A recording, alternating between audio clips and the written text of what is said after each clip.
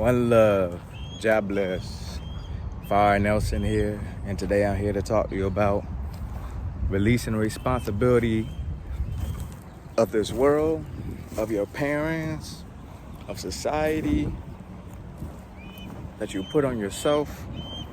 You know, the unnecessary responsibilities that a lot of people put on themselves that keep them away from doing what they're really supposed to be doing.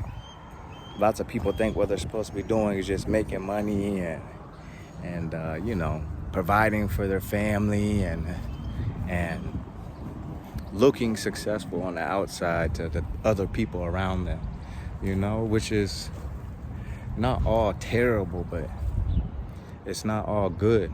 There's a lot more to be done. There's a lot more to be attained. There's a lot more to experience in this life, not only on the physical, but truthfully the spiritual. So as we journey in this world, we have to realize we do a lot of the bondage to ourselves. We get ourselves in these situations where we have more to do than we want to. We're the ones that get the new dog. We're the ones that have the kid.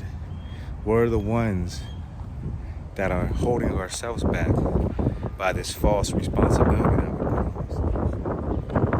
ourselves. Truthfully, there's no need for it. The less responsibility that you have in this material world, the more you can truly focus and enjoy it instead of just living 9 to 5, 9 to 5, 9 to 5, slaving away. Everything comes with attachments. Every single action that we make has a consequence. And once we realize this, we can understand and truly understand that we want to create a life around us that is filled with good actions, good reactions, good consequences, good attachments. Not a lot of attachments. We don't want a lot of friends just to have a lot of friends. We don't want to have a lot of stuff just to have a lot of stuff. We don't want to follow everybody else just because everybody else is following them and thinks they're cool. And we want to be liked and all these things.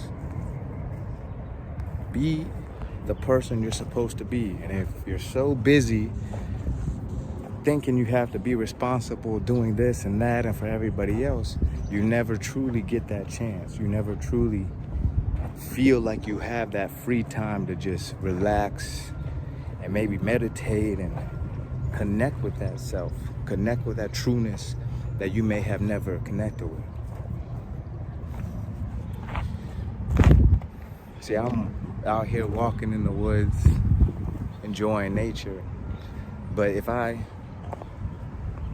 just thought I had to, work 3 jobs and do this and that, and I had 5 kids, I wouldn't feel like I could even have this time. And I feel like if I did do this, I'd be selfish, because I'm not helping out around the house or helping the kids or doing chores. And there's enough to do with that already in life. So if you're watching this and you're one of these people who don't have all these responsibilities of kids and, dogs and things like this, keep in that bubble, keep in that mind frame. Just because society tells you, oh, you're supposed to have kids and you're supposed to be this type of person by your this age and think this way, doesn't mean that it's always the correct way. We don't live in a world that really needs more people, honestly. So if you're one of those people who don't want to have kids, that's awesome. Focus on what you want to do. Focus on how you can help heal the world. Focus on connecting with the Most High in whatever religion or language that is for you. God holds the answers that you're looking for, not the world. And that's where so many people, I think, get confused. They look on Google and they search for these answers and they give them an answer. But it's just an answer with side effects. It's not even a full answer. It's an answer of temporary relief 9 times out of 10, if anything. It doesn't scare you to just go into the doctors. Start searching for answers within. Start searching for answers from God, and you will see how your life starts to shift. Meditate, pray daily, journal. Start doing this introspection work that's going to give you an insight on how you think about yourself and how you talk every day. Lots of people don't even realize how they talk until they start journaling, and they're like, geez, I just talk about crap all the time. Like, my life isn't interesting. I do the same thing over and over again. Align yourself. See yourself for who you truly are, a divine being, and see this world for what it truly is, abundant, you know?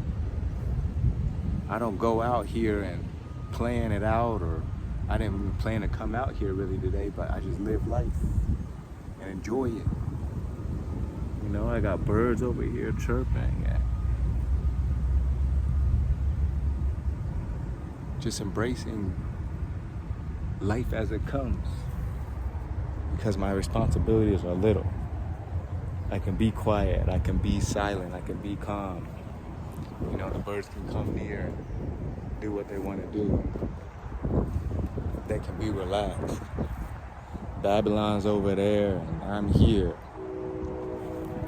There's no limits. Doesn't matter where you are. You don't have to be, you know, someone who actually lives in the middle of nowhere to find your true self. You hear the train, you hear all that. But it's up to you. It's a choice. It's something that you're going to have to discipline yourself to do, you know, and see the results. That's going to take 30, 60 days.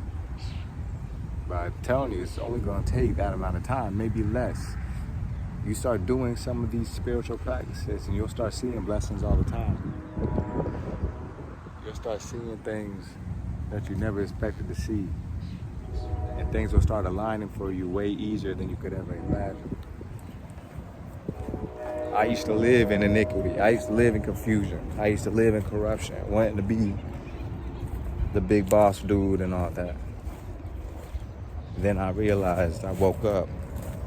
I realized I am much more than that, as well as that. But I don't have to attain that. I already have that. I don't have to show that through flashy cars and flashy things and all these randomness that people do and spend their money on. I am truly exactly who I'm supposed to be, and I keep on growing more and more into that person. It never stops. But it has nothing to do with material.